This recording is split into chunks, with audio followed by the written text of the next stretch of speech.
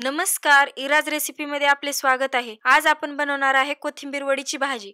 चला तर मग वेळ न घालवता रेसिपीला सुरुवात करूया। कोथिंबीर वडीची भाजी बनवण्यासाठी मी इथे घेतले एक जुडी कोथिंबीर घेतले। याला मी निवडून स्वच्छ धुवून घेतली आहे। आता यामध्ये टाकून घेऊया 4 ते 5 चमच बेसन, 2 चमच ज्वारीचं पीठ। ज्वारीच्या पीठाऐवजी तुम्ही बाजरीचं पीठ पण वापरू शकता। 1 चमच धनेपूड, अर्धा चमच हळद, चवीनुसार मीठ, अद्रक लसूण व 1-5-6 हिरव्या मिरच्या टाकून मी हे वाटण करून घेतलं होतं। ते वाटण टाकले यामध्ये। हे सर्व चांगलं चोळून मिक्स करून घ्यायचं आहे आपल्याला। कोथिंबीरला हे मसाला चांगला लावून घ्यायचे। हे सर्व चांगलं मिक्स झालं ना, यामध्ये थोडं थोडं करून पाणी टाकून आपल्याला एक असं बॅटर तयार करायचंय। तुम्ही पाहू शकता मी कशा पद्धतीचं बॅटर केलंय, या पद्धतीने तुम्हाला करायचे। असं एकदम जास्त पातळ पण नाही आणि जास्त घट्ट नाहीये। आपण भज्यासाठी बनवतो ना तशा प्रकारचं आहे। आता हे बॅटर आपलं रेडी आहे। आता इकडे एक अशी चाळणी घेतलीये मी। हे पोहे चाळण्याची चाळणी आहे। यामध्ये आता आपण अर्धा चमच एवढं तेल लावून घेऊया या चाळणीला।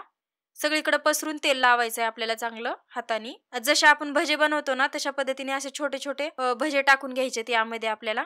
बघा मी कसे टाकतेय तसे हाताने। हे चमच्यानी पण टाकू शकता तुम्ही। बघा मी असे टाकलेत भजे आणि आता इकडे गॅसवरती गरम पाणी ठेवलं होतं मी कढईमध्ये। आता ही चाळणी यावरती ठेवून यावरती झाकण ठेवून आपण याला स्टीम करून घेऊया। याला वाफवून घेऊया चांगलं। आता याला चेक करूया की हे शिजले का नाही। सुरी आपली क्लीन निघाली ना की समजायचं आपली ही वडे शिजलेत चांगले।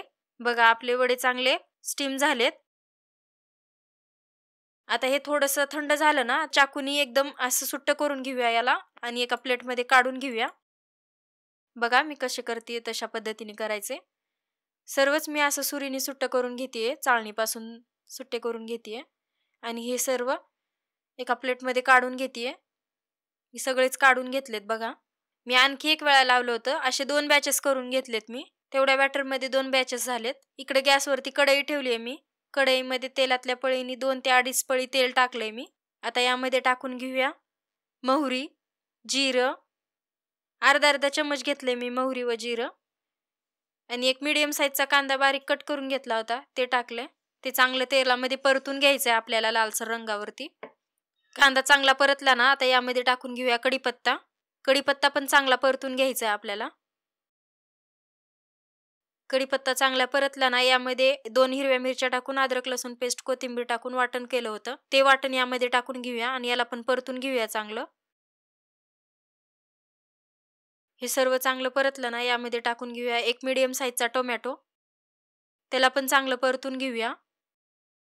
आता यामध्ये टाकून घेऊया टोमॅटो शिजण्या एवढं मीठ आणि हे चांगलं मिक्स करून घेऊया। टोमॅटो थोडासा मऊ झाला ना, आता यामध्ये आपण मसाले टाकून घेऊया। अर्धा चमच हळद, 1 चमच कांदा लसूण मसाला, 1 चमच गरम मसाला, अर्धा चमच जिरा मसाला, 1 चमच लाल तिखट। हे सर्व चांगलं मिक्स करून घेऊया। थोडंसं तेलामध्ये हे मसाले भाजले ना, आता यामध्ये टाकून घेऊया आपण अर्धा ग्लास एवढं पाणी आणि एक वेळा ह्याला मस्त फिरवून घेऊया सगळीकडून। आणि आता भाजीला लागणारं चवीनुसार मीठ टाकून घेऊया आपण। आपण आधी पण मीठ टाकलेलं आहे टोमॅटो वगैरे शिजते वेळेस, त्यामुळे मीठ टाकते वेळेस थोडंसं लक्षात ठेवायचे। हे मसाले चांगले शिजले ना, त्याला चांगलं तेल सुटलं ना की मग आता यामध्ये आपण टाकून घेऊया 1 ते 1.5 ग्लास एवढं पाणी। तुम्ही पाण्याची क्वांटिटी कमी जास्त करू शकता। आता एक वेळा ह्याला चांगलं फिरवून घेऊया आणि याला एक उकळी काढूया। या पाण्याला चांगली उकळी आली ना, आता यामध्ये जे आपण वडे बनवून घेतले होते ते सगळे वडे यामध्ये टाकायचे आहेत आपल्याला। एक एक करून मी सर्व वडे टाकलेत आणि शेवटचे एक 4-5 वडे होते ना, त्या हाताने अशी मॅश करून टाकतेय मी। ते मॅश याच्यासाठी करते की आपली भाजी छान असं ग्रेव्ही टाईप मध्ये होते, कारण यामध्ये आपण शेंगदाण्याचं कूट वगैरे काहीच टाकलेलं नाही। त्यामुळे वडे मॅश करून टाकण्याने आपली भाजी एकदम छान अशी ग्रेव्ही टाईप तयार होते।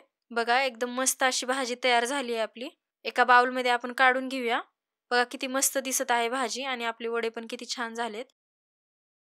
चिकन मटनला पण मागे सोडेल अशी रेसिपी आहे ही रेसिपी तुम्ही नक्कीच एक वेळा ट्राय करा, तुम्हाला नक्कीच आवडेल। व्हिडिओ आवडला असेल तर व्हिडिओला लाईक, शेअर, कमेंट, सबस्क्राईब करायला विसरू नका। थँक्यू।